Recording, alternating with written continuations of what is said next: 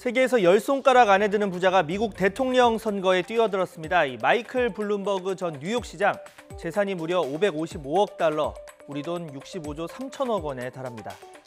이 트럼프 대통령과 한번 비교를 해보겠습니다. 재산 규모부터 31억 달러와 555억 달러로 큰 차이가 나고요. 블룸버그 전 시장이 자수성가형 부자라는 게 두 사람의 가장 큰 차이입니다. 이 투자회사에 다니다가 받은 퇴직금으로 주식 투자 단말기 공급 사업을 시작해서 지금은 종합 미디어 그룹으로 사업을 키웠습니다.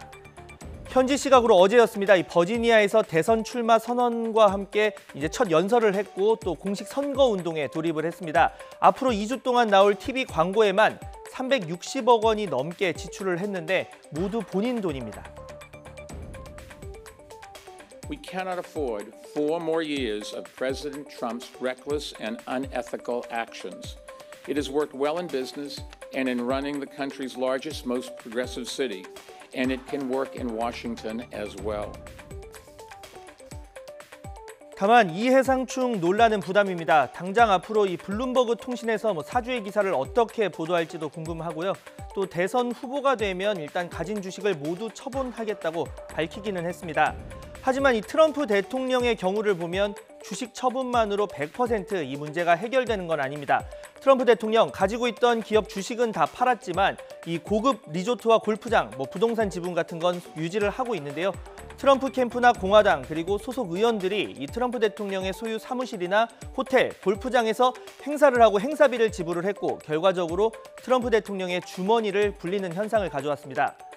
우리나라도 부호의 대권 도전이 있었습니다. 이 고 정주영 전 현대그룹 회장이 1992년 대선에 출마를 했었는데요. 반값 아파트, 또 고속도로 2층 건설 이런 공약들이 화제가 됐습니다.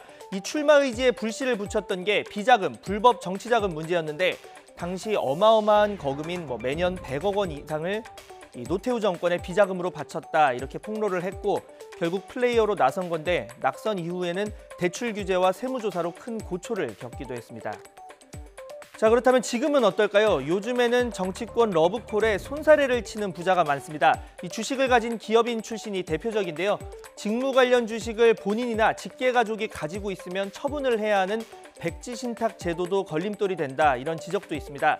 자신이 주식을 가지고 있는 회사에 유리한 정책을 펴지 못하도록 하기 위해서인데 하지만 이 제도가 실물 경제를 잘 아는 기업인 특히 중소기업 대표의 공직 진출을 막는다 이런 시각도 나옵니다. 그러다 보니까 장관을 지명하고 또 국정을 운영해야 하는 청와대 여당과 후보자 검증을 해야 하는 야당의 입장이 엇갈립니다.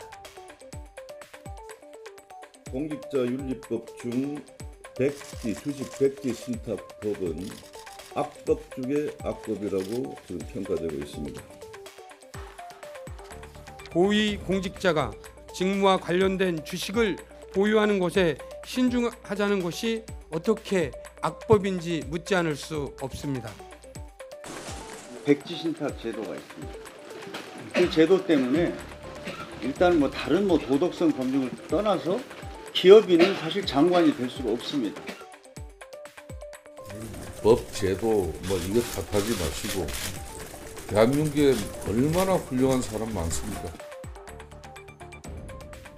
네, 다시 미국 얘기로 돌아가겠습니다. 이 블룸버그 전 시장은 정치 후원금 일절 받지 않고 또 당선되면 월급도 반납하겠다 이렇게 말을 했습니다.